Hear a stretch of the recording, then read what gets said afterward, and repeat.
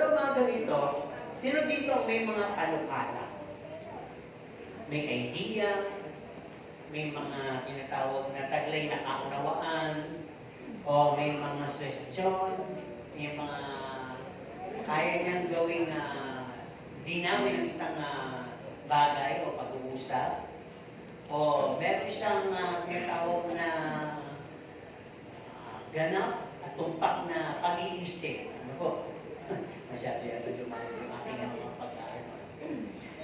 Kasi kaya nag-uutong sa akin ito. Di ba mahilig ako magkapisaan doon sa SM, sa Dunkin Donut. So, lagi minsan, may times na maraming pastor doon. Siguro nag-meeting sila. May mga pastor kasi sa Gapan eh. So, kilala ko ni Babu, mga kaway. Siguro na si pastor. Kaya lang, yung ibang pastor nila, mga taga-Wesleyan, taga-Methodist, taga-Baptist. So, yung taga-Palamuhay sa akin, lahat na mga nakabarong. Yung umuwi sa akin, naka-black lang na t-shirt sa kapalan. Nakapang-military na rin. Kaya ako naman nakashoot. Kaya lagi ko lang, hello po. So, napansin ko sa kanila, tuwing magkikita sila, ay wala silang pinag-uusapan, halimbawa, isang topic, biyaya, kaligtasan, ganyan, o kaya yung bautismo, o kaya yung tinatawag na pagdating ng Panginoon. May kanya-kanya silang panukalang sinasabi. Tapos meron sila, ano ba yun? Sa tingin ko, sabi ko isa, may punto ka dyan. Gano'n. Pero parang hindi gano'n kasi may mga kasamahan, ganito yung kanilang paniniwala. So, hindi lang sa kanilang circle yung pagtatalo, may damay pa sila, nakaalaman katungkol doon sa mga napapalitaan nila, paniniwala ng ibang mga grupo. Ano po? At minsan din narinig ko yung tungkol doon sa banal na espiritu. Mas marami sa kanila yung hindi na masyado kasi mauunawaan lalo ng mga lahi-layo yung manifesto niyan. Para bang matatakot sila, para bang hindi na nila carry. May mga parang sila mga classic doon, yung mga medyo matatanda, pinag-aalaman nila. Pero hindi. Pag kumilos talaga ang banal na espiritu sa'yo, wala kang magagawa. Umaamin naman ako sa espiritu ko. Ayoko sumali, mamaya, mas madaldal pa ako sa kanila. Ibig sabihin dito, kaya naman sila ganon, I believe, bilang mga pastor at leaders, marami na silang narinig, nabasa, inaral, narinig sa mga kapwa-pastor na mga nanatili sa kanilang mga puso't isipan. Kaya pag may mga ganong paghaharap, ay meron silang maibubugang galing sa kanila. Ngayon, di ba minsan, alisa tayo dun sa ganong grupo, nakakita ba kayo yung simpleng chismisan lang ng magkakapit bahay sa labas? Na habang nagwawalis, naglalaban naman yung isa, o isa naman ay nakapamebang pa, magsasampay kaya, o ano man yung ginagawa, o nagbibigas ng, nagmumulot ng mga dahong lanta, o kung anong mga bunga ng papaya, o kung ano. Di ba nagkakaliig? At may kanya-kanyang puro-puro at pinag-uusapan. Nakaka-relate po ba kayo sa aking example? So, ibig sabihin, bawat isa sa atin ay merong tinatawag na punto sa likod ng ating mga pag-iisip. No? So, pwede niyan ay point of view. Kaya yung title natin. Point of view. Punto. Pananaw natin sa mga susunod-sunod natin pag-uusapan ngayong umaga. So, napakarami natin talata sa pagkatatalakayin natin ang point of view natin tungkol sa grace, salvation, following Christ, faith, giving, reverence, ministries, love, and etc. So, napakadami na po. Pero lahat yan sa tulong ng Panginoon ay maiintindihan natin. So, kung may point of view kayo, meron kayong pananaw dyan, at may pananaw ako bilang pastor, i-share ko. At bandang muli, ano man yung sa tingin natin hindi ayos at hindi ayos sa pananaw na pag-uusapan natin, iwaksin na ninyo. At pagkaisa tayo sa isang pananaw, sa isang point of view. Amen po ba? So, ang pinaka-conclusion ko dito bilang pastor nyo, I'm pointing you to Christ, to the truths. No? Kasi, ang dami ko na rin pong mensahe na pag-aralan, ang dami ko na rin pong narinig. So, chinek ko itong lahat. Kaya isa-isa na natin yung mga talatang babasahin natin. Ano po? So, yan. Ephesians 2 verse 5. Bagamat tayo mga patay na dahil sa ating mga kasalanan, tayo binuhay nakalakip ni Kristo sa pamagitan ng biyaya, kayo'y nangaligtas. Ano po? Susunod. At sinabi niya sa lahat, kung sino mang tayo ibig sumunod sa akin, ay tumanggi sa kanyang sarili at pasanin sa araw-araw kanyang krus at sumunod sa akin. Hebreo 11:6. At kung walang pananampalataya ay hindi maaaring maging kalugod-lugod sa Kanya, sapagkat ang lumalapit sa Diyos ay dapat sumasampalatayang may Diyos at siya ang tagapagbigay ganti sa mga sa Kanya ay nagsisihanap. Ephesians 2:10. Sapagkat tayo kanyang gawa, naninilang kay Kristo Jesus para sa mabubuting gawa ng mga inihanda ng Diyos ng una upang siya nating lakaran. Ayan. 1 John 4:7-8, mga minamahal, mga kaibigan tayo sa isa't isa sapagkat ang pag-ibig ay sa Diyos at bawat umiibig ay ipinanganak ng Diyos at nakakakilala sa Diyos. Ang hindi umiibig ay hindi nakakilala sa Diyos sapagkat ang Diyos ay pag-ibig. So, narinig niyo na yung salitang, nevertheless, you have a point. Diba? Narinig niyo ba? Para bang kahit pa paano may punto ka. Or nevertheless, I got your point. Nakuha ko yung punto mo.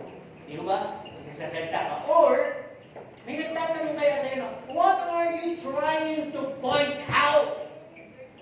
Ano ba yung gusto mong ipunto? Di ba? Parang ganun yung mga pagtatalo. So, point means, yung pananaw natin, yung view, yung idea, suggestion, clarification, may paglilinaw at yung pag-iisip. Lahat tayo meron nito. Pero, hindi lahat tayo willing i-share ito. Yung iba, ayaw nilang i-voice to ng malakas o isiwalan, ayaw nilang i-broadcast. No? Especially if there is someone who's always insinuating his own interest. Lalo na kung may madaldal sa umpukan, yung siya na lang yung siya yung magsasalita. Para pag naiisip mo pabalik sa'yo, ano mo bang panama ako dyan? Lalo na kung nagaganda kasi sinasabi niya, tama naman yun eh. Eh kung hihirit pa ako, ano pa bang mapapala ko? Kapagkawalan lang ako. Di ba mas marami sa atin yung meron tayong mga point na tama naman, mahalagang mahuhusay sa ating pag-isip. Pero, hindi natin maisiwala. Tama po ba? Parang minsan, ang argumento ay nasa isip natin. Minsan, kinakalaman natin siya, hindi naman kaya ito. Di ba? Ba, mayroong patimpala kung may nanalo at di ba pinagtatanong, dapat ang nanalo si ganito, hindi si... Di ba may pag-uusap na ganyan sa TikTok eh. May nagpa-praise dahil yung tungkol sa budget na nanalo Pilipino at nanalo naman na Pilipina. Sabi ng isa, ba't puro Pilipino at Pilipina yata napapaguran these seasons? Di ba? So may kanya-kanyang pagkatalo, may mga positibo na sasabi, dahil magaganda ang mga Pilipina, mga taga-Pilipinas. At hindi na sila maganda, kundi maganda ang kanilang mga puso. Ay, ano ba? Dito po ba, people of God? Magaganda po ba ang inyong pananaw sa inyong sarili? Sa katawan ni Kristo? May panalo tayo doon.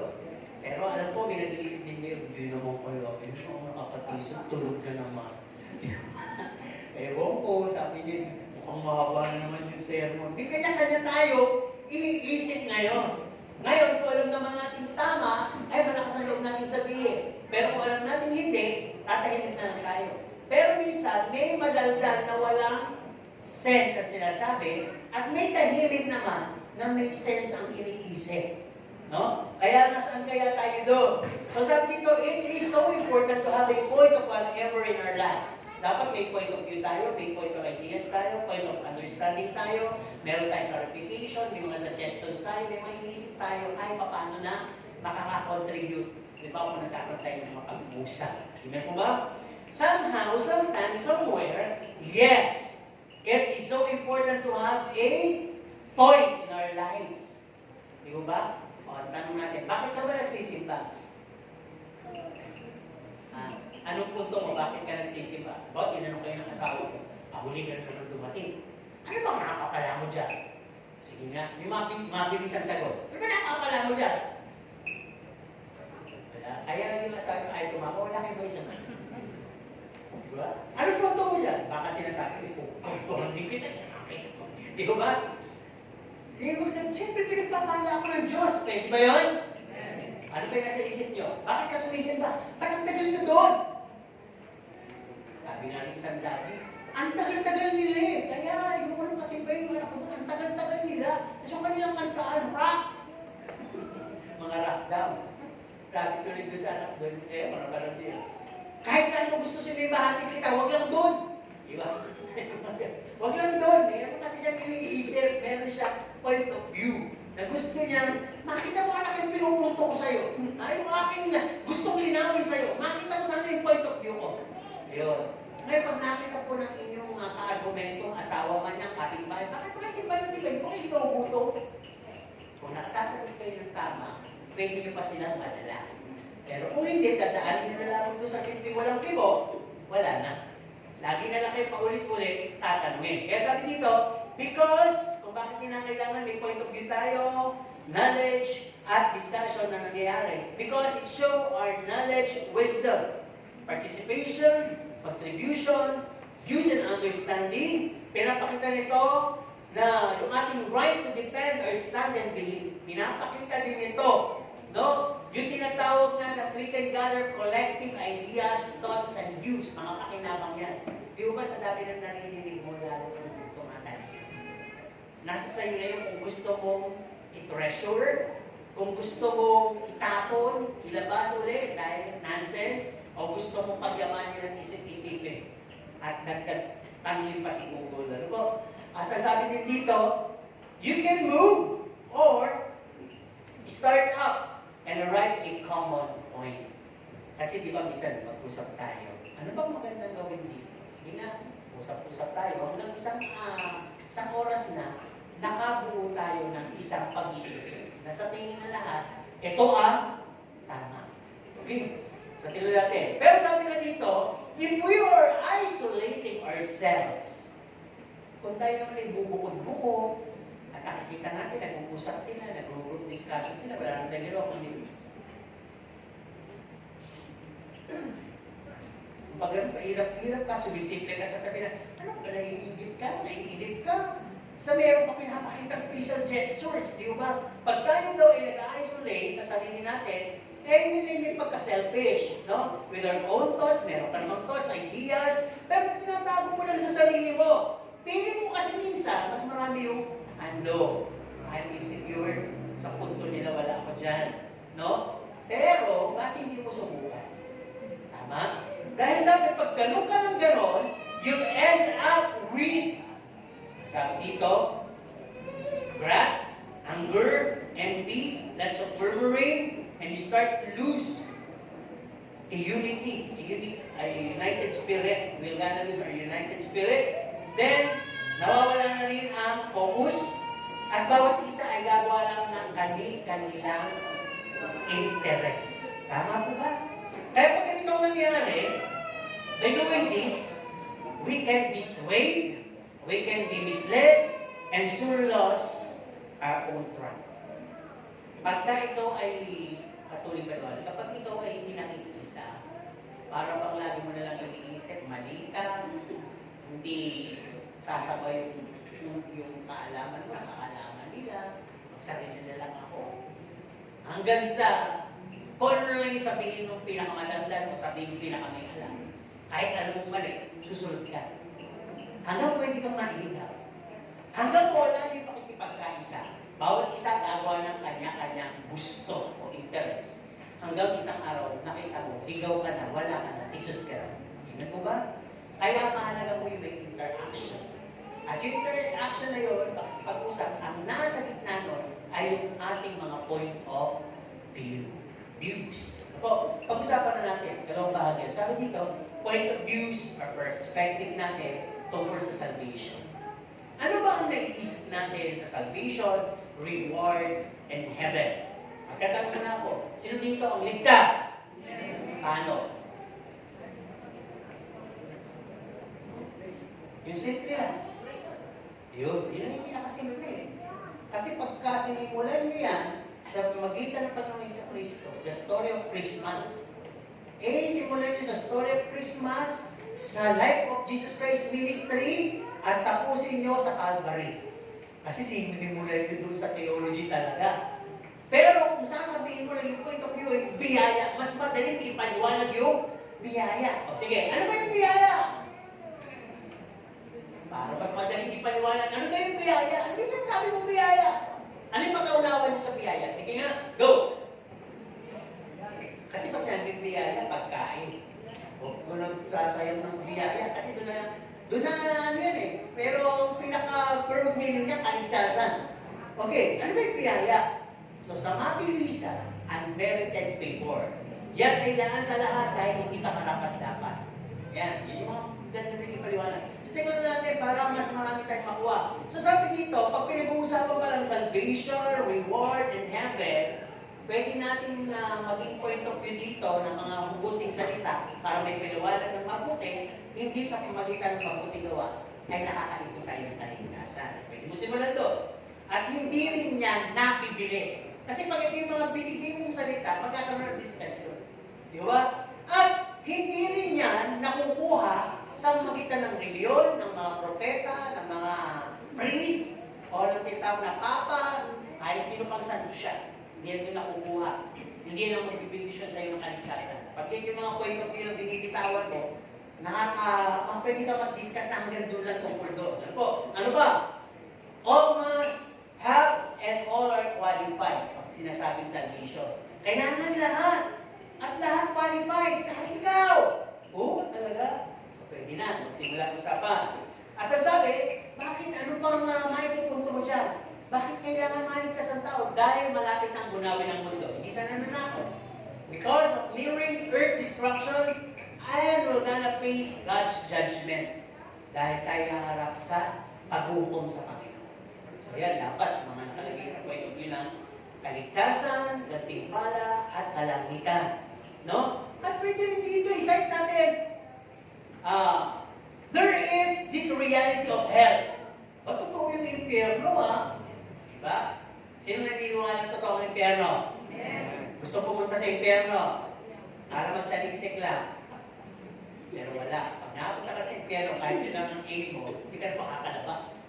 Di ba yun ang description ng impyerno? Pag napunta ka doon, no escape out. No way of escaping out. Okay, ano pong mga point of view natin dito? No? Pag sinabi kasi kaligtasan, it's all about God's love and mercy. It's a grace, it's a gift, unmerited favor. It's a justification, redemption, and restoration. Pag sinabing justification, ano yun? Pinawalan ka ng sala. Eh, ano naman yung redemption? Tinubos ka. Sa kanya ka kasi. Nung nagkasala tao, kinuha ng kaaway. Pero sa pagitan ng dugo ng Panginoon, binawi ka. Niredeem ka. At nire-restore ka ngayon. Inaalis ng Panginoon ang inyong relasyon sa Kanya. Yung dating kaaway, ngayon kaibigan ng Diyos. Hindi mga simple point of view na pwede natin ibuntot pag may mga kausap tayo. At ano ba? Salvation, reward in heaven, we talk about deliverance. Sabi ko nga sa anak, parang ang daming nababong salita ngayon. Panahon natin, magkakata kami, pag sinabing salvage, kaligtasan. No? Pag sinabi na yung salvage, patayin kita o patayin ka. No? Dati, pag sinabing deliverance, kalayaan. Pero ngayon, pag sinabing i-deliver kita, parang ibibigay ka, kahulugan. Pero sabi mo sa sal, deliver us from evil. Di ba? Palayain ko kami, adya mo kami sa masasama. Di ba? Kaya may mga pagkakaiba pala ng mga kahulugan base sa tinatawag na generasyon, na namomodernong generasyon. At sabi dito, mga point of view pa rin sa kaligtasan, sabi, it is as easy as believing and accepting. Okay? Ano yung kaligtasan sinasabi mo? Napakasimple lang yan. Maniwala at tumanggap na lang. Ayun na. Point of view yun. Ano pa? At ang sabi, hindi lang doon huminto yan. Matapos kong maligtas, you're gonna work out your salvation. So yun ang mga point of view natin sa salvation, reward, and heaven. Let's go to the second. Christian life. Sige nga sa inyong panggaling. Kung pupuntuhan nyo, anong punto nyo dito sa tinatawag na buhay Kristiyano? Ang buhay Kristiyano ay masayang tunay. Kantag nyo, ano po? Ito naman, di ba? Ang buhay Kristiyano ay Kanta rin yun, nagmamahalan, nagbibigay ang, kumplituhin nyo na nga, ang buhay Kristiyano ay masayang tunay. Eh, parang, ay, ano bang pagiging Kristiyano mo nang mabibigay mo kahulugan yan? Masayang tunay. Tapos niyo. No, wala masyadong mapag-uusapan. Masaya, basta masaya. Yan nga ang mga Kristiyano ngayon, masayang tunay lang. Pero marami pa lang nakapanood dyan. Dapat makita ninyo sa inyong likod iisip na meron kang magpapalan kapag Kristiyano ka, meron palang inaasahan na daily transformation. Binabago ako araw-araw. Pag hindi mo alam yan, hindi mo observahan yan.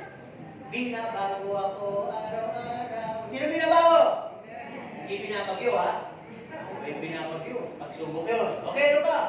The renewing of mind daily.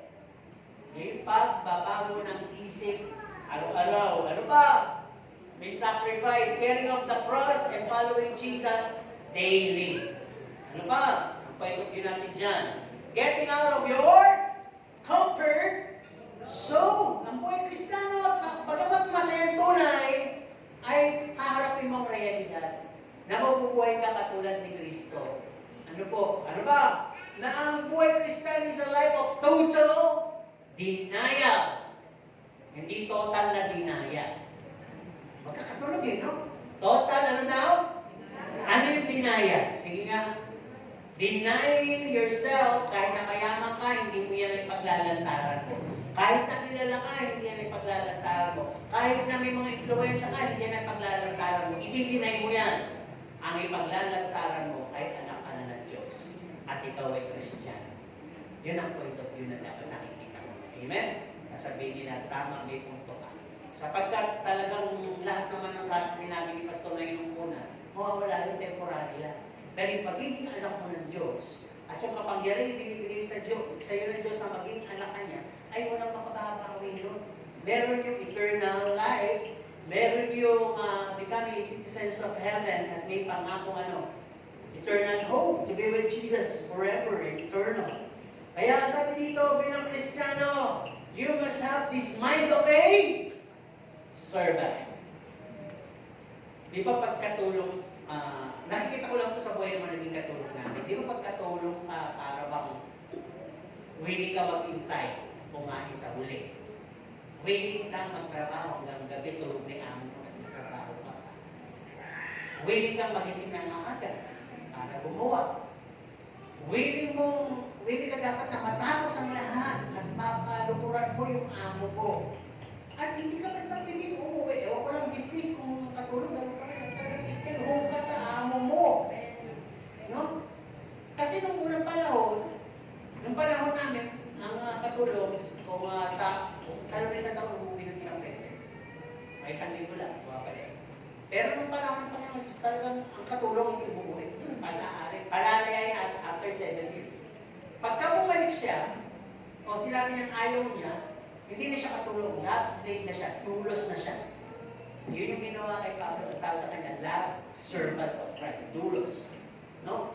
Wala na sa yun. Kapamilya na kasi siya. Kapamilya na siya noong kanyang pinagsisilbihan. Pero ngayon, di ba, kumuha ng alipin, hindi na pala alipin. Kasambahan. Tama ka, yung bang tawag? Pwede ba mag-cellphone? Meron po akong oras na panonood dahil pag hindi po ako nakapanood, mai-stress po ako. Di ba? Pwede po ako lumabas.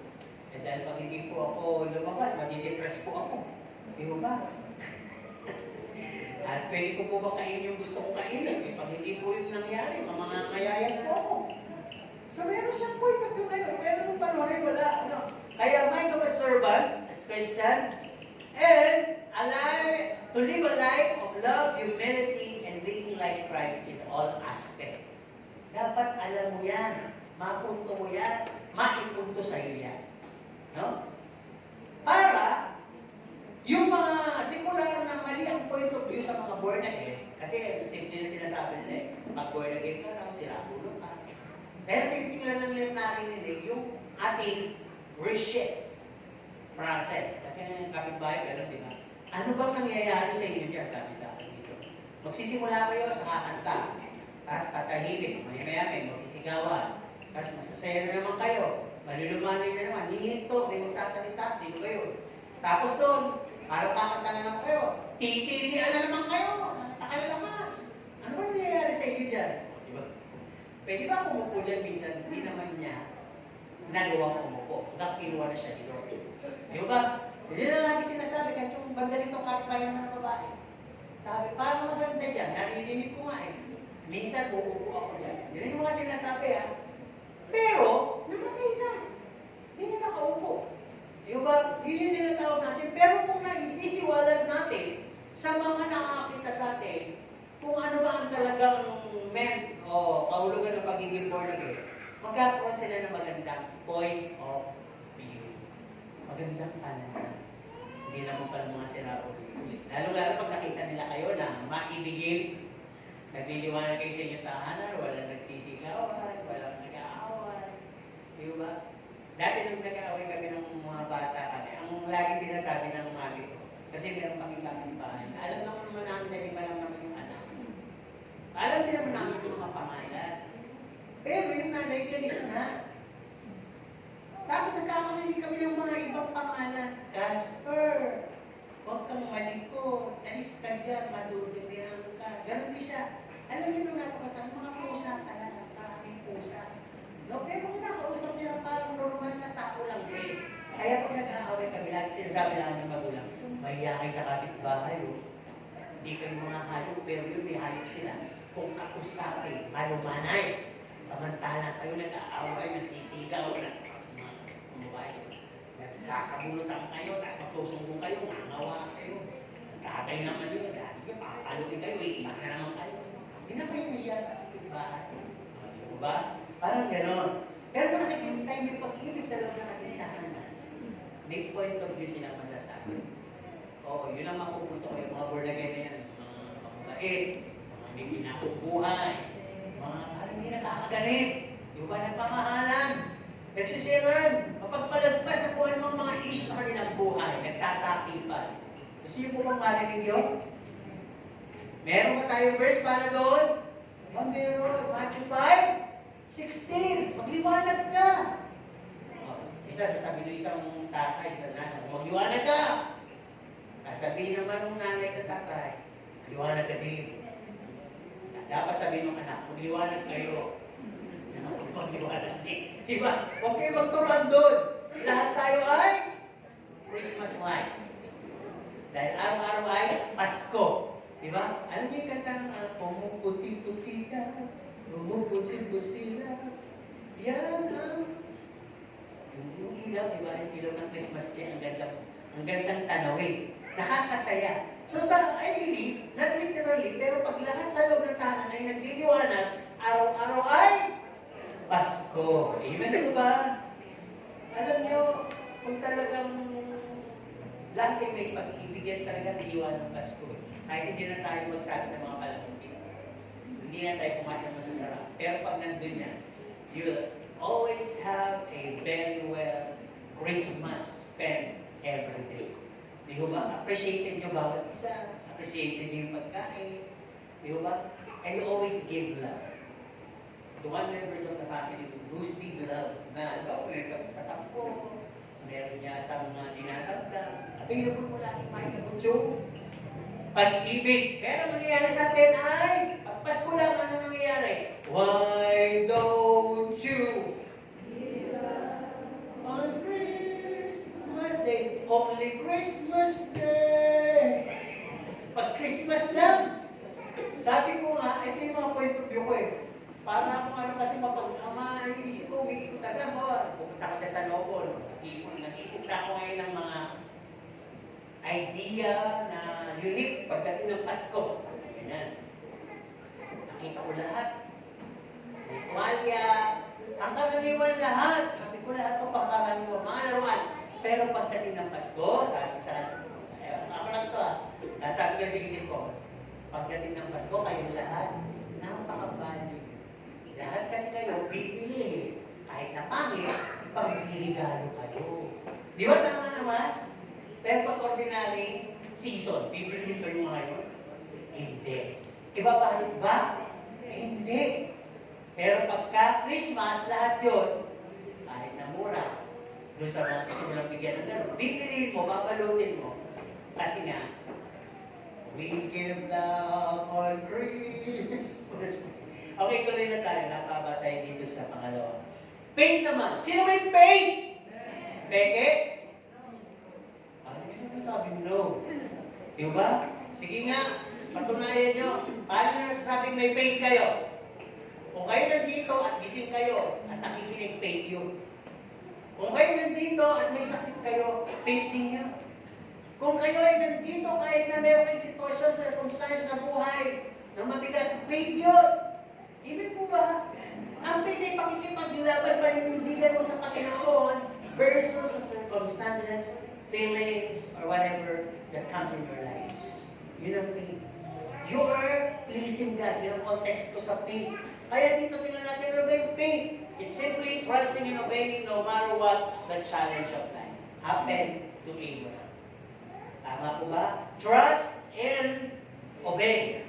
Yung nagtitiwala ka susunod. Ang sabi dito, ang faith is considering unseen things rather than material things. Sinasangalan mo yung bagay na hindi nakikita versus sa bagay na nakikita mo ngayon. Para bang, bali walang bahay, walang magagandang damit, walang mga kaibigang marami, hindi nakakatikim ng masarap na pagkain. Kasi nakikita yun, di ba? Pero sa kalakitan, may nag-aantay sa akin bahay ng mansyon, nag-aantay sa akin ng Panginoon, ng mga anghel doon, di ba? At hindi na ako mapupunod doon. Yun ang faith. Kaya sabi, tumingin ka, pag-aralan mo yung tinglan, o tingin ang mata mo sa mga bagay sa itaas. Nagawa nila po ba yun? Yung tumingin sa mga bagay sa itaas, anong nakita niyo? Pag ang nakita niyo ay yung agyo, nakita ninyo ay magmaming kesame, at nakakita kayo ng mga ichichismis ng kapitbahay na nasa balkon natin, hindi po yun. Nagpas doon ang ibig sabihin, yung tungkol sa langit, ang tingnan nyo, at makikita nyo yung pagpalabas sa kayo ng Bible. Tama po ba? Dahil yun ang nag-describe ng mga bagay na makikita sa kalangitan. Ano ba? Nasabi dito, to live by faith and not by sight. Yun. At nasabi, learn to sacrifice and persevere. Matuto tayo, pag faith na pinag-uusapan, matuto tayong mag-antay kahit gano'ng katagal. Matuto tayong magtiis kahit na napakasakit. Matuto tayong humarap kahit na nakakatodo na yung kapahiyanan talaga. This is Jesus Christ died. To please the Father. Matuto tayo na mag-antay sa mga bagay na inaasahan natin at darating sa tamang panahon. Blessed hope is faith also. The coming of Jesus Christ. Ano ba? Sabi dito, hoping for the days we wait that can't be seen. Hebrews 11:1. At ang sabi, pag may faith, you should be learning to look upon Jesus. Ang sabi, si Jesus Christ, bagamat nagkataong tao, sabi niya, sana na magpastong sa araw to. Itong masakit na karanasan ito, bakit hindi ko yata kakayanin, pero sa kalooban mo, Ama, mangyari ang gusto mo. Di ba yung pinakata natin, tingnan nyo nga si Jesus. Ha? Looking at Jesus, na nagpasimula ng pananampalataya, is the author and the finisher, magtatapos ito. By the, ano yung binigay sa kanya? Sa kagalakan na inilagay sa kanya, ay nakuha niya ano? For the joy set before him, nakuha niya na ma-endure, matagalan, yung cross. Despising. Hindi nalintana yung, naku, nakakahiyan. Yung nakabrief ka nga lang na, ipako ka, nakakahiya, di ba? Hindi ka naman dakas, di ba? Oh. Eh yun, nakatuwa niya lang. Sinaplutan lang ng gano'n, di ba? Pero, hindi niya inilintana. Ini-insulto siya, hindi niya inilintana. Ang kanyang nasa sa isip ay kaligtasan ng tao. Tama po ba? Kaligtasan ng tao. That is faith. At sabi din dito, pagka pinag-uusapan, check yourself. Do you have a living faith or a dead faith? Faith without action is Di ba? Ano ba? Ang sabi din dito, faith, as you receive your salvation, is also the faith that will bring you up in heaven. Kung paano ka nananampalataya, tinanggap mo si Kristo, magpatuloy ka sa pananampalatayang iyon sapagkat yun ang magdadala sa iyo sa langit. Ito pa ang pinakamaganda dito. Revelation to. Faith can command our hearts to do rightful and holy things. Faith toward God can command our hearts to do rightfully and holy things before God. Pag may faith na uutusan ng puso mo na gumawa lamang ng sandal, banal na bagay sa harap ng Panginoon. Wala na. Okay. Kaapat, ministry. Ano po? Sino may mga ministry? Sino kontento na sa ministry? Yung iba may isang ministry eh.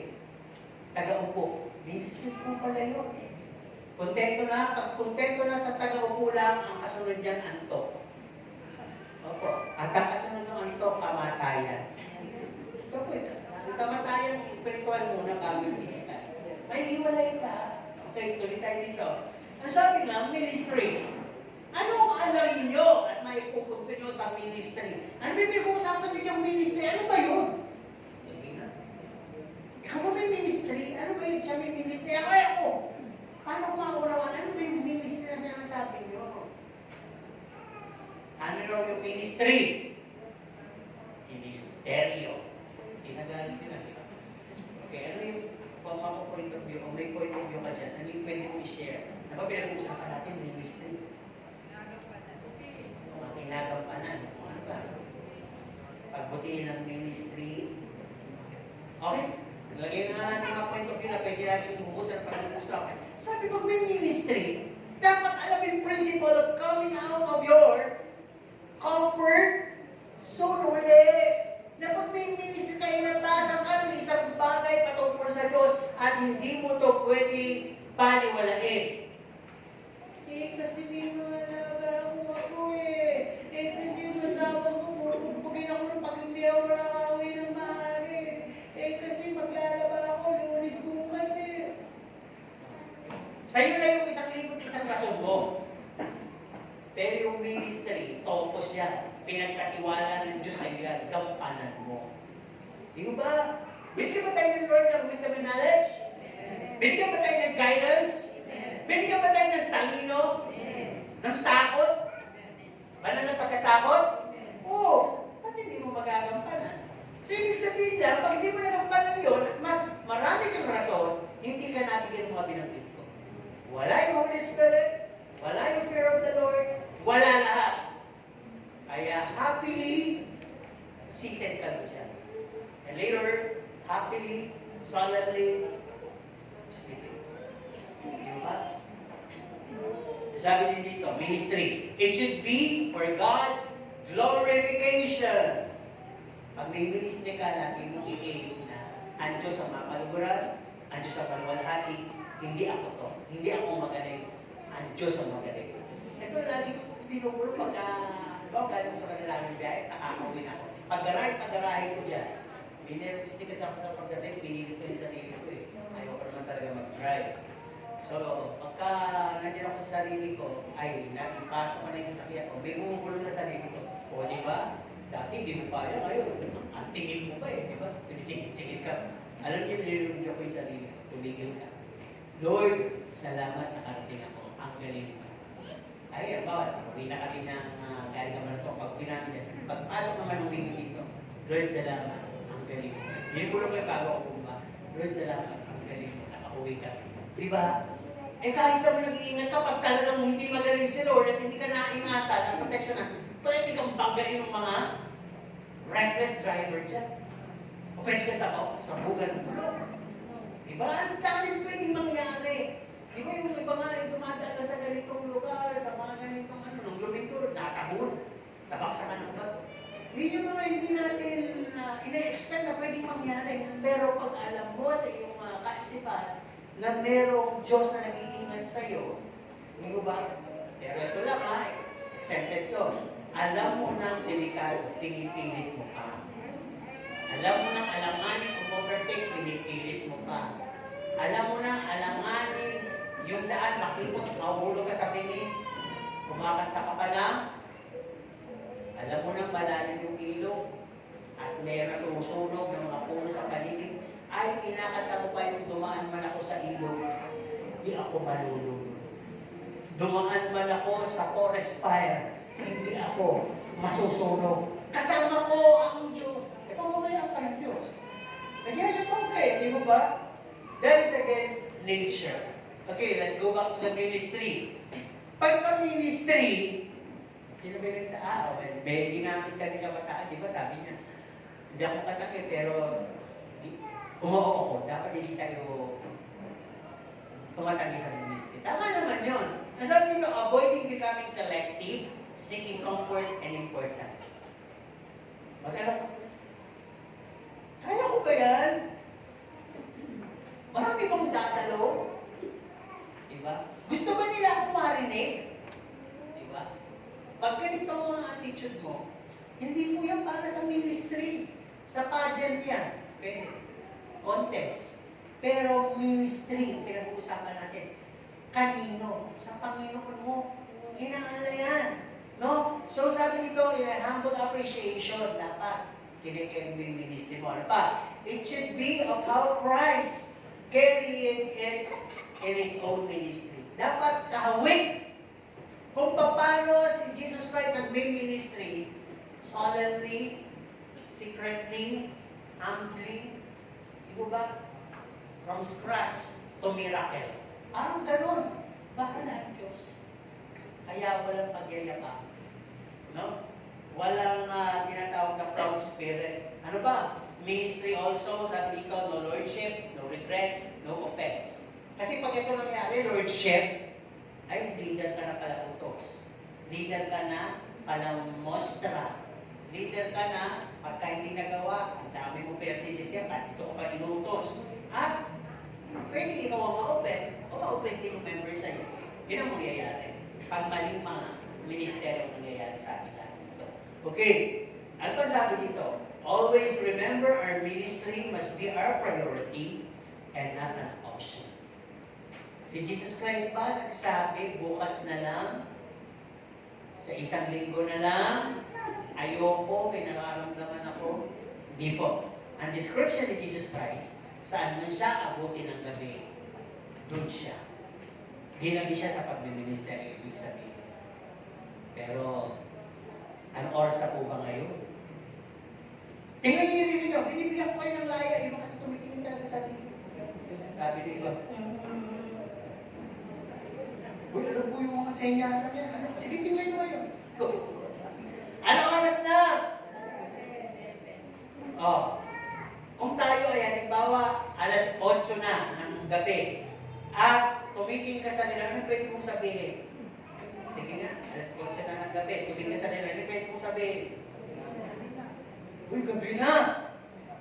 Sabihin talaga yung ano. Dahil mukhang nagkatrabaho siguro. Eh ngayon, ano oras? 11. Ano pwede sabihin nyo? Talaga pwede yan. Kumahali na. Gusto na, pastor, kamali na. Sino ganito? Pauwiin ko. Wala. Amen? O, di ba? Ang ibig kong sabihin dito, pagtungkol sa Diyos, priority natin, hindi option. Magugutong ako sa isang linggo na lang, ginutom ako ng angin ko eh. Yung ba? Sino dito yung tumitingin sa YouTube natin? Hindi mo titingin din, nakita na nga kita ng personal, titingin ka. Hindi kasi may tumitingin, tinitingnan yung bawat oras ng servo.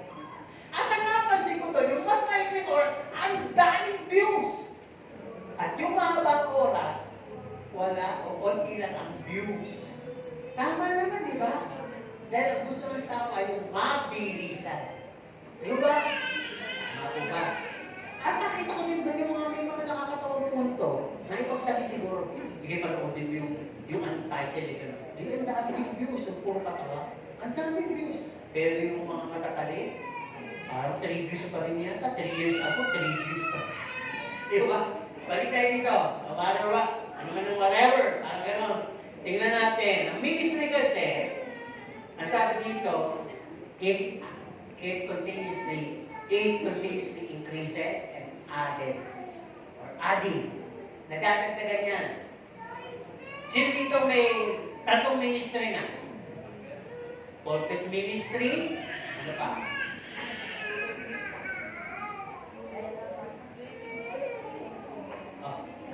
Sige. Pulpit ministry, sleeping ministry, ano ba? Eating ministry. Nadadagdagan na po yan. Ha? Hearing. Hindi. Iba-ibang klase. Halimbawa, ikay nagpapakanta na, tuturo ka pa ng choir. Ano pa ba?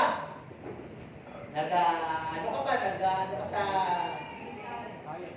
Umahayo ka pa. Ano pa pwede madagdag dyan? Nadadagdagan eh. Sige nga. Sino dito yung may 5 ministry na? Sapat na ba yun? Pwede pagdagdagan. Di ba? Ito, tatanungin ko lang. Alam ko naman eh. Pero, nakakalungkot pag hindi nyo alam kung ilan ang ministry. Sino dito may 5 ministry? Taas ang ba? Ako alam ko sino yung mga meron na. May 4. 5. Sige, para marami dagdag na may sleeping ministry, eating ministry. Sige. Giving ministry. 2. Wala pa rin. May 1. O di ba lahat may 1 kasi sitting ministry? Alam niyo, marami pang pwede dagdag dyan. Ismayan muna kayo. Gusto niyo po ba madagdagan ng ministry niyo for the glory of God? Kayo, pakinggan natin ang kanilang mga response. Gusto niyo ba madagdagan ng ministry niyo sa kalulugyan ng Diyos? Kayo? Kayo? Kayo? Saan ba pinakamalakas? Ulitin natin na. Kayo? Kayo? Kayo? Kayo? Saan ba si malakas tayo? Wala pa bless. Ulitin natin. Kayo? Kayo? Kayo? Kayo? Parang ito malakas eh, no? Dito ako pag-usap. Madadagdagan pa ang ministry ninyo. Sasalita kayo ng malakas na amen ha, pagka sinabi ko na. Amen po ba? Amen! Para dyan tayo kukuha. Amen? Janitorial ministry! Amen! Parang, amen!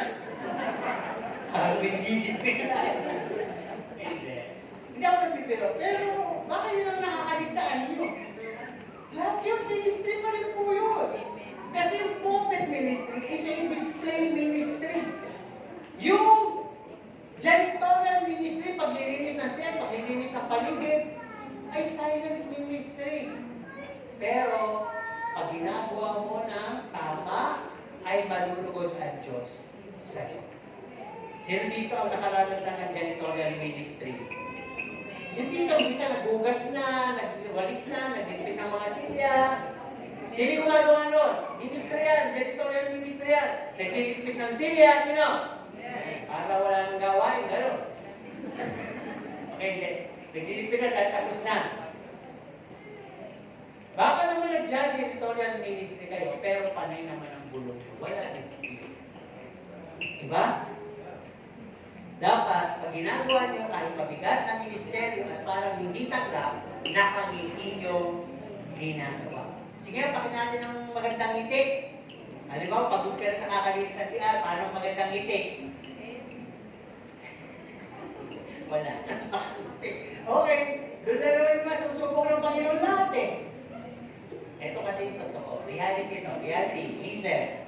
Lahat po ng ministeryo natin dadaan sa apoy. Susunugin na. Doon kayo malalaman kung yan ay ginto, pila o mahalagang bato dahil hindi yan masusunog. Kikinan. Pero pag yan ay kahoy, dayang yung ipa, ano mangyayari? Masusunog. Magiging apoy. Ibig sabihin, dami-dami naman ang ginawa, walang nakilista, sunog lang. Pero pagka talagang genuine yung ministry nyo, supukin man ng apoy, lalo kikipla. Sasabihin ng Panginoon, genuine pala talaga yung ginawa mo. Okay? Let's continue. No? Sabi, ministry can be learned and can be developed. Amen? Kalima. 6, 7, 8, 10. Pangilan? Panglima. Bibilisan na lang natin. Giving or generosity. Anong point of view natin dyan? Actually, ang point of view natin dyan, it's a huge scope. Pag sinabi kasing giving, hindi lang yan tithes and offering. Giving, generosity, mula dito sa loob hanggang sa labas. Ang inaabot ng giving. At ang sabi nga dito sa pagbibigay, you don't have to become rich para magbigay ka. Ngayon, nag-iipon ako ng mga, hindi ko lang sasabi kung magkano yung bill. So, tinurol ako ni Lord. Kasi minsan nag-aabot ako sa mga gusto ko abutan. Minsan nasa loob ng mall. Yung mga mukhang masisipag naman, mababait, na kulang sa financial. Ngayon, pinapalit ko sila doon sa pinaglagyan ng asukal ng donut o kaya ng printer.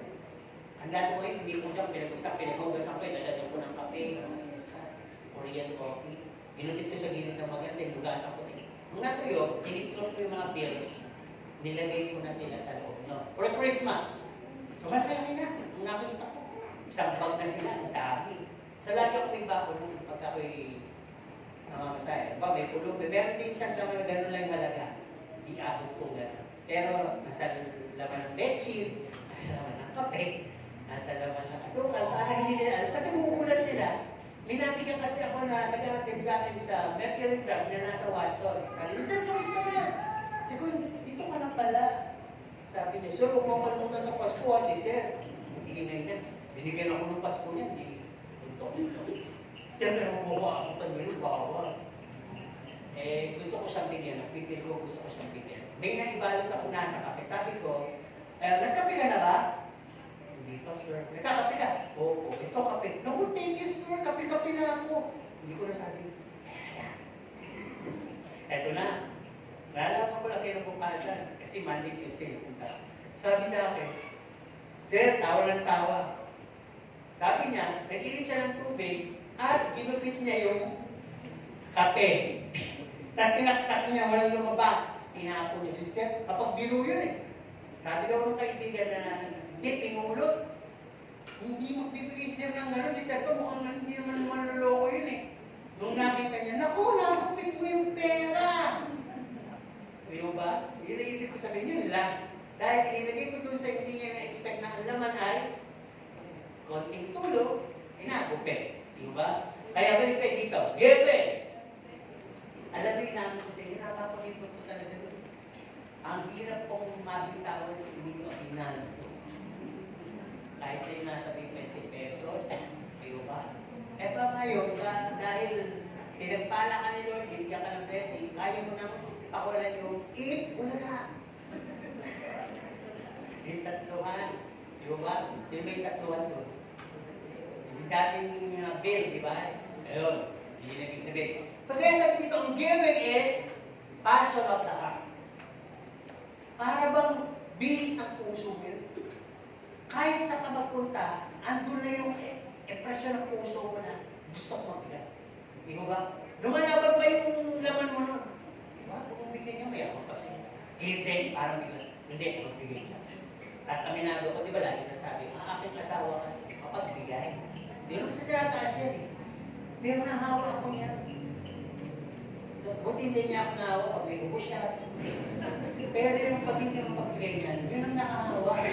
Oo. Kaya minsan, ko yung mga yung kinikwento ko na nakakausap ko sa palengke, siya yung tinutukoy na yun. Na yung misis niyo, mapagbigay. Sorry forget to. Yung misis niyo, kaya kayo sir, nahawa lang ako doon. Dahil ko naman sinasabi, nahawa lang ako doon. Diba? Kung kayo ay manghahawa ng inyong kapatiran, hawain nyo ng magandang pagkahawa. Okay, sabihin nyo kung nakakahawa to ha. Pagiging chismosa. Nakakahawa. Pagiging mainggiting. Nakakahawa. Pagiging antuking. Nakakahawa yan. Magagalitin. Mainipin. Wala naman nakakahawa. Mapagmahal. Mapagbigay. pakumbaba? Kapag patawad. So parehong nakakahawa. Saan yung gustong mahawa kung sakaling mahahawa kayo? Doon sa mapapabuti na lang. Di mo ba? Kaya nga, di ba, narinig na natin ito ng biro minsan. Ba't ang pangit mo? Kasi makasama mo, ang pangit eh. Nahawa nga ako. Hindi totoo yun. Pagka bumabarkada ka sa pangit, dalawa na yung pwedeng mangyari. Mahawa ka, o ikaw yung pinakang gumanda. Ako yung kasi sa Trinity, nag-aaral ako doon, high school, puro artista doon. Lalo na ko na yung mga classmate ko, sila Jim Garcia, nakalimutan ko yung pangalan ko yung pero mga kahilera namin kaya ako yung pagkakamalanding.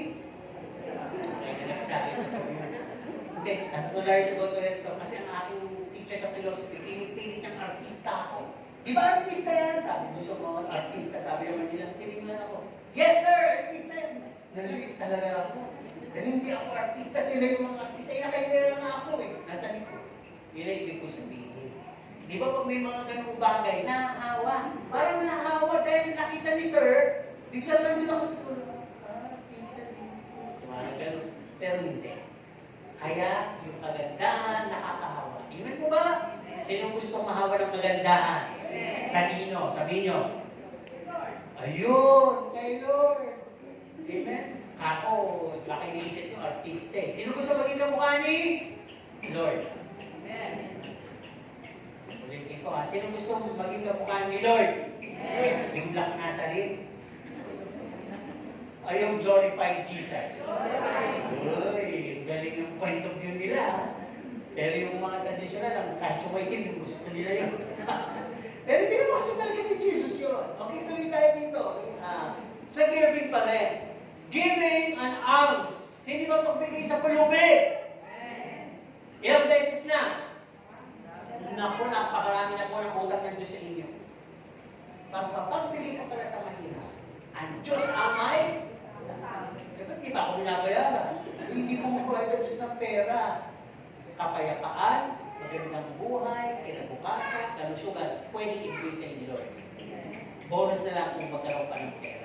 Okay, tuloy tayo dito. Ang sabi din, it is the heart that speaks, no?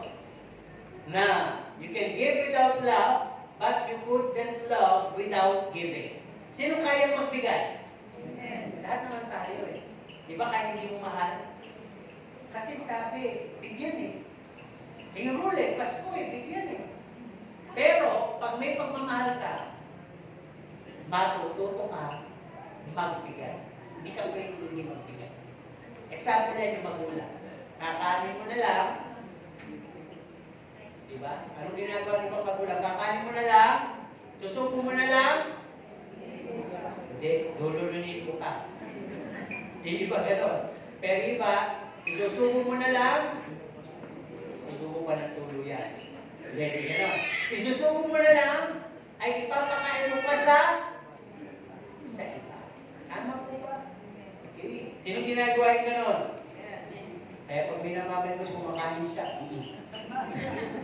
Okay na tayo dito. Tithing. Alam na natin ito, pabilisan na ito. Pag nagtatites kayo, na-acknowledge mo, ang source ay si God. Ang owner ng everything. At pag nagtatites ka, nagpapasalamat ka, nagpapakita ka lang, ang Diyos ay tapat sa buhay mo. At ang sabi dito, when we give it back to God, we declare ourselves as honest stewards of God's treasure, trusting without fear, and we owe everything from God, life's strength sources. And last dito sa giving, ang sabi, it never stops because blessing overflows from God. Okay, ano susunod kaya? Ani, reverence and holiness. Okay, ilan na lang? 4 na lang. Sa Old Testament, napakabigat po ng observance ng holiness. So strict and can be fatal. Bigyan na tayo dito mga halimbawa, kabilisan. Yung Ark of the Covenant, malalaglag. Ano naman ang Ark of the Covenant again? Yung 2 tapyas ng 10 Commandments, basta ni Aaron, at saka yung tinapay, leavened bread, nandun. 3 lang yung naman nun. Dala-dala yun ng mga piniling banal na tao. Wala walang issue sa buhay, walang scandal. Pero, malalaglag. May nagmalasakit na. Katangan para hindi malaglag. Siguro taliso yung isang natuwa. Ano nangyari niya sa pumata? Dead on the spot. Yung mga pare, priesthood sa Old Testament, kawawa naman. Tanggap lang ng tanggap. Siguro, kung nauuso ngayon dito yung blood project, may suhulan. No? Parang gano'n doon. May suhulan din doon ng mga pare. Kaya nangyayari, habang nag-aalay na yung mga pare, lahat sila may yung kanilang pati damit may maliliit na bells. Kasi naririnig yun. Naririnig yun. Pero, pagtapos mag-alay, wala nang tumutulong, patay na. May tali din yung paano, hihilahin. Hindi basta kukunin sa loob doon. Kasi yung lugar na yun ay Holy of Holies. Tayo lahat, dito lang tayo. Hindi tayo pwede doon. At napakapal yung kortinang para pumasok ka doon. So yung pari lang nandun. Pero pag mali pa rin ang kanyang alay, maling pagtanggap, inaproban niya, siya kasi mag-over nun eh. Maya-maya, kukulog at kikidlat ka sa loob, patay siya. Patay siyang ilalabas. Di ba ba? Ganun ka ang kabanalang na ng Panginoon. At ito naman mga anak pa naman ni Aaron at saka itong dalawang to si Nadab at Abihu. Nagsindi ng unauthorized fire. Anong nangyari? Ayaw ko naman sa dalawang yun, kung nakakuha ng lighter. Gusto ba lighter, no? Diba? Ano kayang dalawang na sinabing unauthorized fire? Diba? Kasi meron doon tinatawag na outer court, may umaapoy doon na hindi namamatay dahil it keeps burning day or night. Kasi ang pag-aalay din ang pitigil. Doon ka kukuha, dadalhin mo sa altar. Sila din pagtutusan. Hindi ganun ang ginawa. Nagsindi ng sarili nila. Apoy. Atin alam. Johnny, imagine mo saan magaling. Kabibig kaya nila. Mga dragon ba yun? Okay. May nasupok, namatay. At ang sakit pa doon, hindi pwede iyakan. Hindi pwedeng hawakan. Itapo ng mga labing ng dalawang iyan sa labas ng kampamento at walang lante. Di ba? Kasi ang turing sa kanila ay masuro, karumal-rumal. Ganun i-observe ang kabangalan sa lumang tipan. Di ba? Kahit na si Moises, nung nakita niya, nung pumalik sa Mount Sinai, nakakita siya ng umaapoy na puno. Ang sabi ng Panginoon sa kanya, Moses, tanggalin mo yung rocks. Ang isang sandalias, sapagkat ikaw ay nasa banal na dako. Nakita yung mga Muslim, di ba sa kanilang worship area, venue, ang lahat ng tsinelas sa labas. Walang nagpapanig.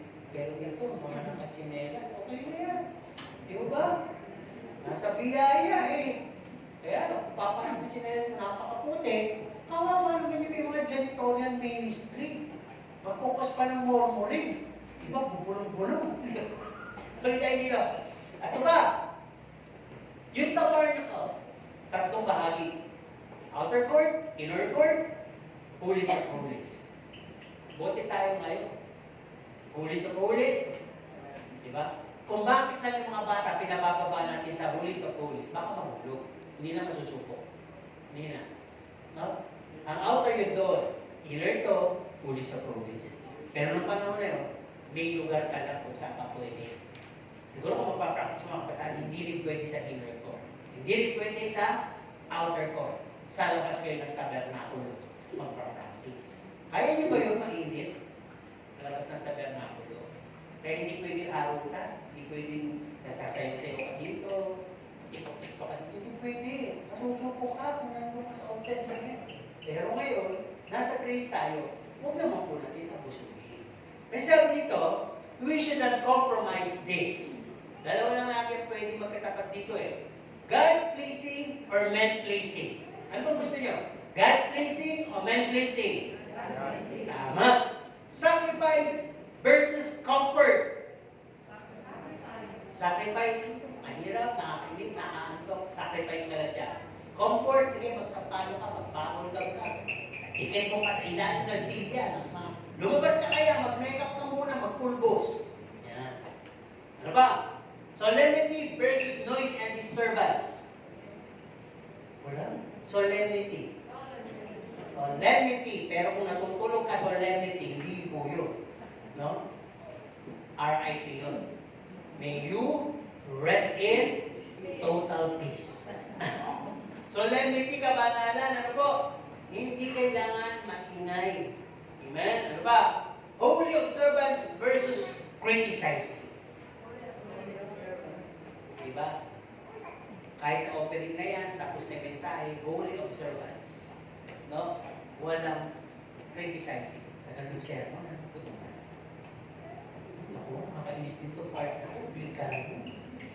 Yung marami mo sinasabi sa bawat punto ng part ng pagsisimba natin. Para hindi ka na naubusan ng punto. At hinahanapan mo pa ng live yun. Diba? Ang tagal na, no? Sabi mo kausap, live. Naiinip ka na ba? Heart. Uwi na tayo. Uy, tapos na raw. Yung mga emoji ko sa Facebook, kaya mo i-portray. Pero sa Diyos, hindi pwede yung mga ganyan. Kung ginagawa natin ngayon yan, sulog at nasa loob tayo. Sulog na sulog tayo siguro. Okay. Focus on hearing the Word of God or an easy feeling.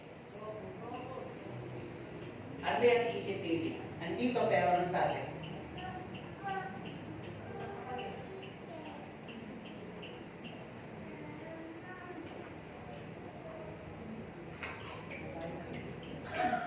Binibilang yung ilaw, binibilang yung para lang hindi mainit. Ay, kaya nandito tayo sabi, faith comes from hearing and hearing the Word of God. Faith doesn't come from counting and counting the life inside the church. Kasi gano'n naman yung diba? Or holding your cellphone. Ano ba? Sabi nila solemn worship versus concert-like worship. Ano gusto nyo ba? I-worship natin? O gusto nyo lang natin iba't ibang klaseng ilaw dito na patay sindi? At tayo dito, parang mga awit ang sanlibutan. Sino gusto gano'n? Didiliman natin ang kapaligiran. Sila lang yung may ilaw. Gusto nyo yan? Hoy, gusto kasi walang sumasagot. Gusto nyo ba? Eh talaga hindi natin lalagyan. Wala naman tayong pambili nun eh. Ayaw naman pala. Mag-suggest kayo, no? Hindi natin lalagyan. O, di ba? Di ba?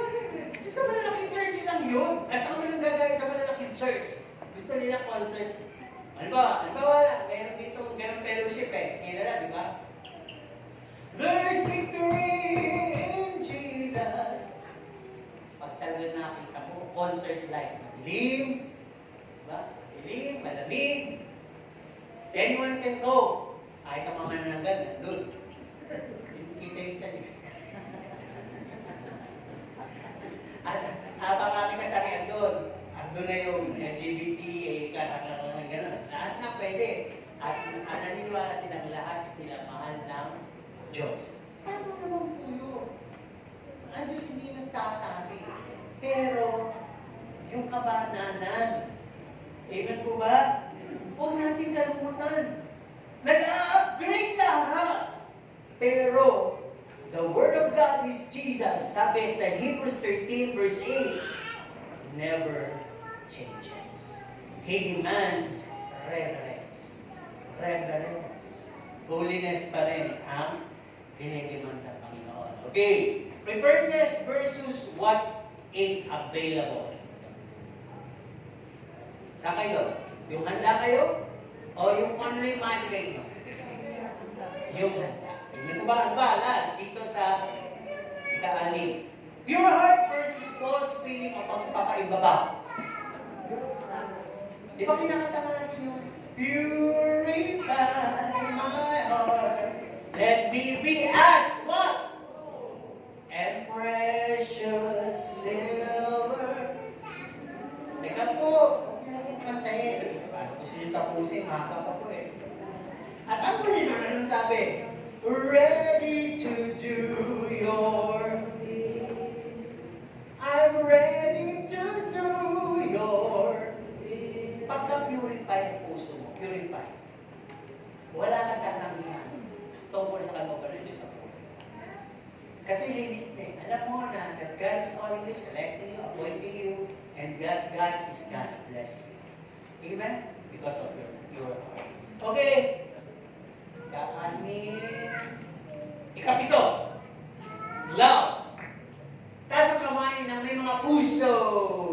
Dalawang kamay. Ang healthy ang puso. Yung walang puso, huwag naman taas ng kamay. Magdala na lang ng puso ng saging. Okay, tuloy tayo. Ano ibig sabihin dito? When we talk about love, we talk about who? We talk about who? Ano yung last topic natin? Pastor, last na ba yan? So, bigla ang lahat, last na po. Okay?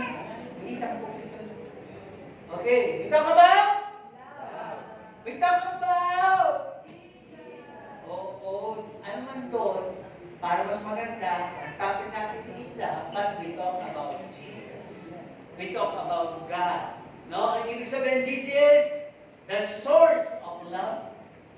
No? Ang sabi po, may kapangyarihan tong love na to dahil tong love na to ay sigat nga.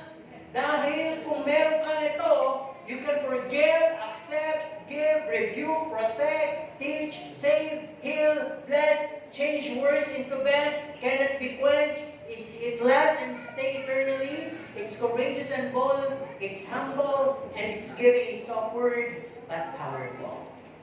Pag meron kang pag-ibig, kaya mo magpatawad, tumanggap, magbigay, sumaway, magtanggol, magturo, magligtas, magpagaling, magpala, kaya mo yung magugulong bagay na maging maayos, kaya hindi yan maulubos sa'yo, nananatili yan sa'yo, meron kang tapang sa loob at labas, mapagpakumbaba ka, at laging banayan ng salita.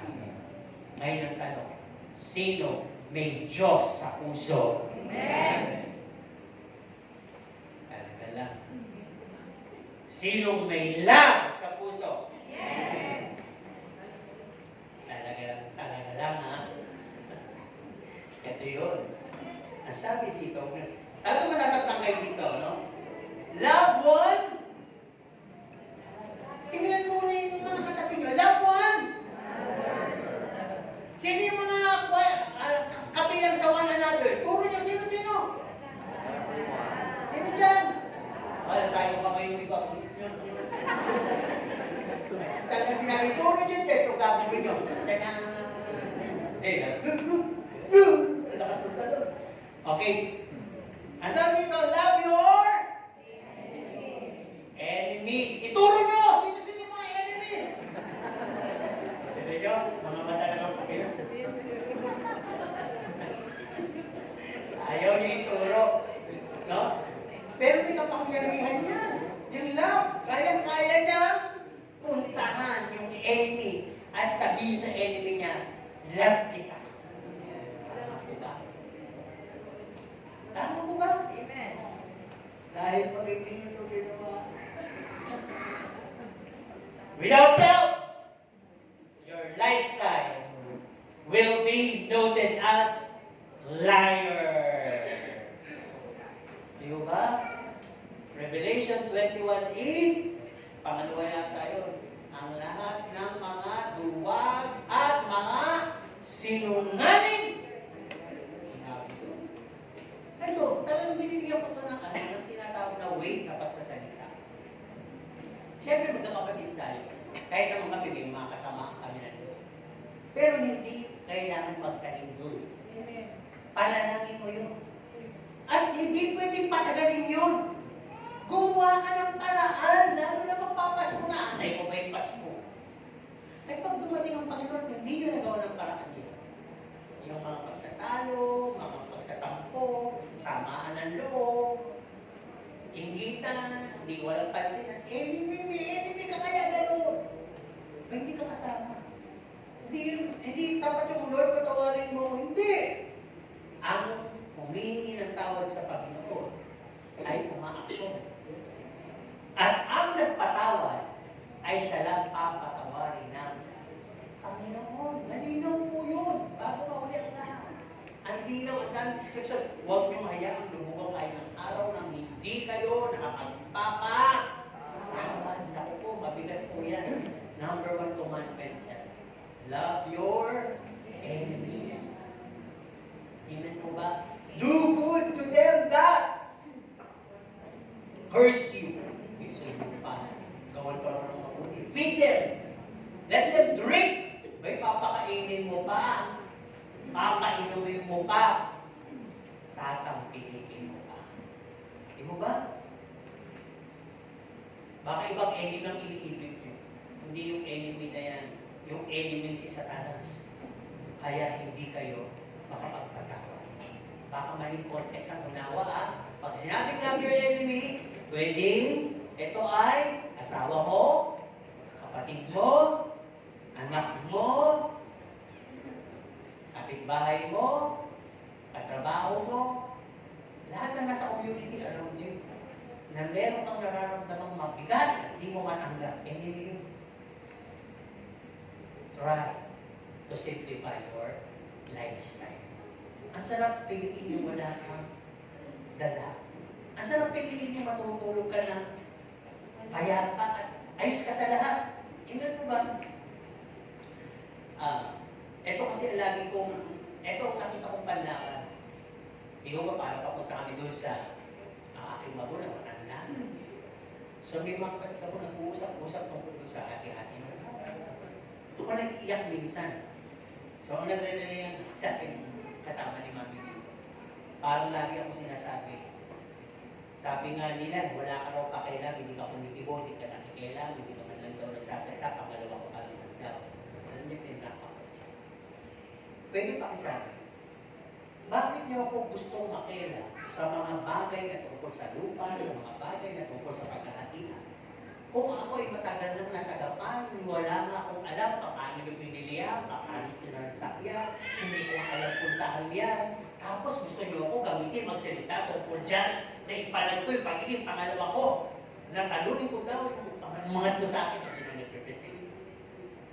Ano kung magsasalita ng walang alam? Mukha lang akong tanga. Pero sinabi nga ng aking magulang at nakontento ko doon.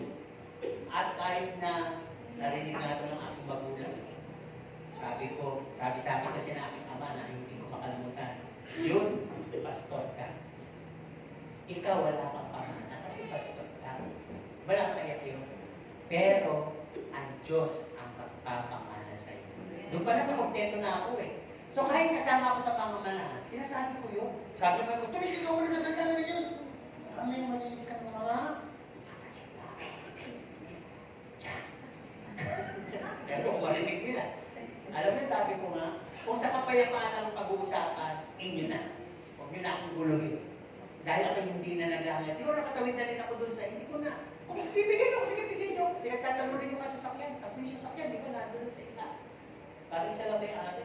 At isa lang decision doon. Wala, hindi. Mga kapatid ko, nag-aanuhan ng kanilang mga damdamin. Dahil sinasabi, pero hindi ako nagtutugano. Pero kayang-kaya kong bumapit. Kayang-kaya kong hilingin na, dalhin dito, bigay dito. Ilang beses na nga sinabing dalhin dito, hindi ko lang pinapatulan. Dahil ayoko magdala dito ng gulo. Nakuha nyo? Ayoko dahil doon, madisqualify pa ako dahil doon. Alam nyo ngayon, wala kang nangyari, parang iniisip ko, mas pipiliin ko yung kapayapaan na, sige, kung ano yung gusto nyo gawin nyo, basta wag lang tayo magkaway-away, dahil lang dyan, nakalimutan natin yung binigay sa atin ng magulang natin na relasyon magkakapatid. O sige, kung sino yung gustong yumaman eh, biblical naman mangyayari yan. Kung sino yung gusto magpakasakin na, biblical naman yan eh. Lalabanan mo, pag nilabanan mo yung baka dahil yung pati ako mawala na sa akin paglilingkod sa Diyos. Yan, pag ganyan na yung iisip ko, dumadating na sa akin mga sinasabi ni Pablo. Nasa akin ang lahat, pero binasura ko. Kaya sabi ko, Lord, salamat. Kung parang, kahit naman bata kami, parang lagi ako yung nandun sa side ng pagpapakumbaba, pagpaparaya. Kaya ko, Lord, hindi ko ito ginawa. Hindi ko ito pinili. Pero ramdam ko, kaya ko. Dahil, wala, sabi ko na rin sa harap ng mami ko, walang sabi ng mami ko, gusto ko na mamatay. Pag sinulat kong walang magmamana lahat, ang bayan na magulong ng lahat. Ngayon pa lang kasi nag-away-away na kayo. Ito, mami, hindi yun. Wala akong gustong pamana kundi ikaw. At namana ko na yun. Yung pagluto, yung itsura, namana ko lahat sa'yo. Katawa siya. Marami na akong minana sa'yo on the spot. Kaya ikaw gustong pamana. Meaning, kahit matagal, mabuhay ka lang. No? Sabi ng kapatid kaysa, gusto panalangin nga namin sa'yo, mami, 500 years eh. Pati na kami lahat, buhay ka pa. Okay lang yun, di ba? Basta ito yung magulang mo. Kaya yun, huwag naman kayo ano, pag kayo nandito, tatang pinapasyal ko yun. Dinidate ko siya, kung saan siya masaya. Sabi ng mga kapatid ko, huwag mo pigilin sa kakagastos ng pera. Bakit pera niya yun? Hindi ako siya mag-enjoy. Sino ang gano'n? Di pagka namatay si Maki, kasi kaya ni Virgin, namatay ko niya. Pag namatay si Maki, pero niya pag-aati-hati ako. Kaya siya mag-enjoy. Kaya minsan, ginaluhan ni Sherry, sinamamagpaano ng puko. Tama yan. Magpaganda ka, pero mo yan eh. Di ba? Kasi minsan, gusto magbibigyan ng 100,000. Ano gagawin mo? Sabi niya, magpaganda ko. Man, sobrang ganda rin. Tama lang, huwag mo ano may, mawal ka pa tayo sa nagawa mo. Sasakyan na, di ko ba? Yun yung love eh. Mas pinipili ko. Alam, minsan ang dami sa akin, messenger. Ako kasi sumbungan. Kahit kung buhay ko dati ko, kausapin mo yung kapatid mo, sa ilang makikilig yan. Alam nila eh, na binubuhay ko yung pagiging pastor na wala akong kinikilig. Pag hindi ko na gusto ugali mo, hindi ako magagalit sa'yo, tatahimik lang ako. Hindi kita na-reply. Sa kanila, pag-ayos ka na. Kasi, tamad talaga ako magbasa ng napakaraming paliwanag. Dahil paliwanag. So, minsan, pag na kami, nagalit talaga ako sa nag-aalaga. Sabi ko ako na nagdadrive, ako ba talaga bibili ng pakwan? Samantalang, kaya ka namin ko, nag-aalaga. Talagang, sa sasakyan, nagsisigaw ako, nagalit. Talagang puno-puno na ako. Pati mami ko, kumagalit. Mami mo ka kaya? May gusto ko pinapansin ako, nagagalit. Baka mabagda ka tayo. Ba't nga ako usapin? Mamaya, walang 5 minuto, ayos na ako. Tutulog ako nung Don Moe. Mamaya kumakanta na ako. Yung kapatid ko, takot sa akin, gusto sumagot. Yung mali, matapang yun. Pagdating din sa pababa, dapat kaya kapin ko nga sana. Nakuha sana siya na tumulong. Nagsalita na, parang wala lang nangyari.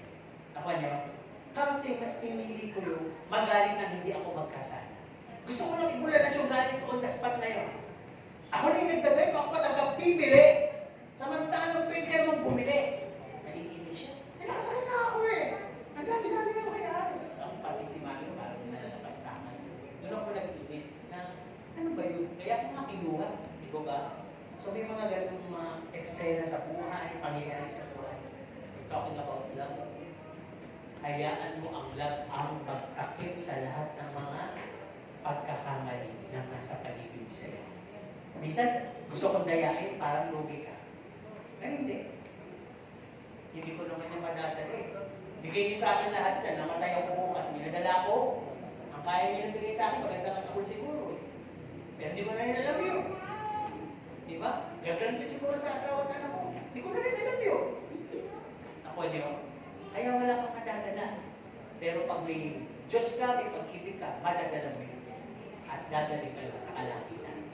For a short conclusion, short talaga. If we don't share our point of views, pag hindi po tayo nag-share ng ating mga panukala, mga pinag-usapan natin, o ng ating naunawaan, hindi natin mai-suggest, hindi natin mailinaw, hindi natin tayo mapagbigay ng idea, at parang observant lang tayo sa madadaldal na maraming sinasabi. At gusto i-imply, gusto nila, ang pwedeng mangyari sa atin, inuulit ko lang, ay mag-mislead, be in total compromise. No? Halimbawa, mula ngayon, Halimbawa lang, pag wala ngayon, sino dito yung mga nagugutom? Tanong lang halimbawa, yung nagugutom na. Hindi ako magagalit, hindi ko papakainin. Sino yung mga nagugutom na? Ako nagugutom na. Sino yung nagugutom na? Wala. Sinabi na kasi pag-fasting, pag umaga. Dito, wala. Dito, dito. Talaga, mga superman pa itong makausap. Kahit gaano, kakaunting buto pa na kinararamdaman. Nauuhaw. Amen. Okay, nauuhaw, di ba? Malaway ba kayo? Lululoy nyo na yung dali. Diba? Mga naiinit.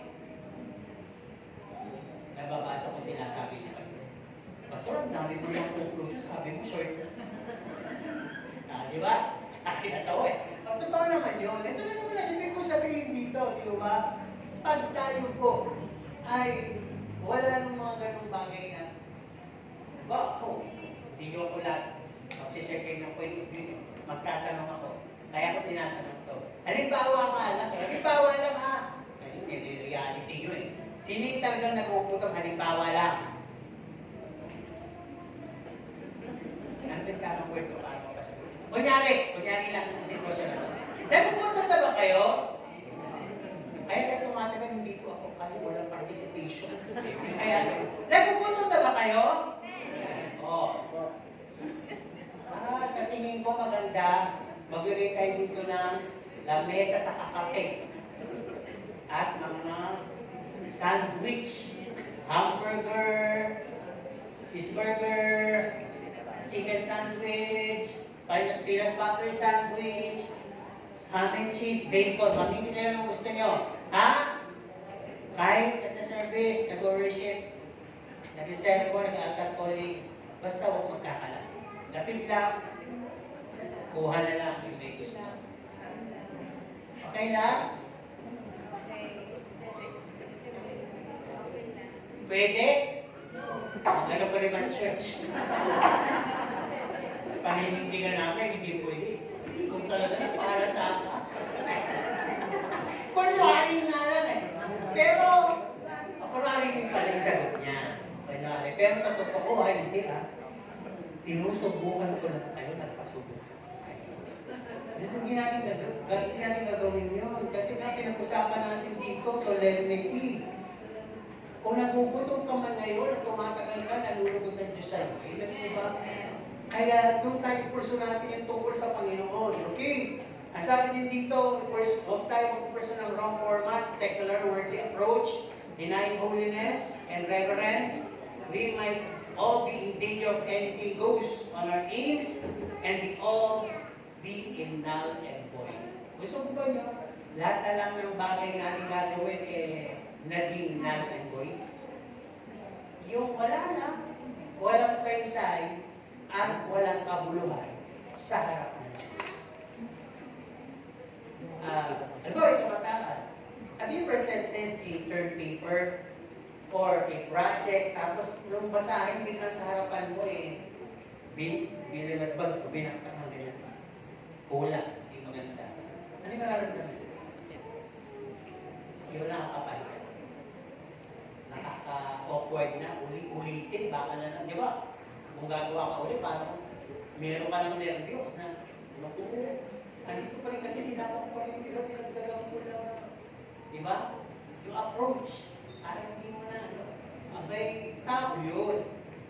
Tama ang Diyos, hindi nagagalit kayo. Pero may word na isang araw, ipagsusulit natin yung lahat ng ginawa natin sa harapan ng Diyos. Ano yun? Yung pakikipagkapwa-tao nasa harap ng Diyos yan. Yung lahat na pinag-usapan natin na pagbibigay nasa harap ng Diyos yan. Ano pa? Yung mga sinabi natin, yung salvation, paano yung tinatayuan, paano i-spread, nasa harap ng Diyos yan. Kita-kita ng Diyos kung ano ang ginawa.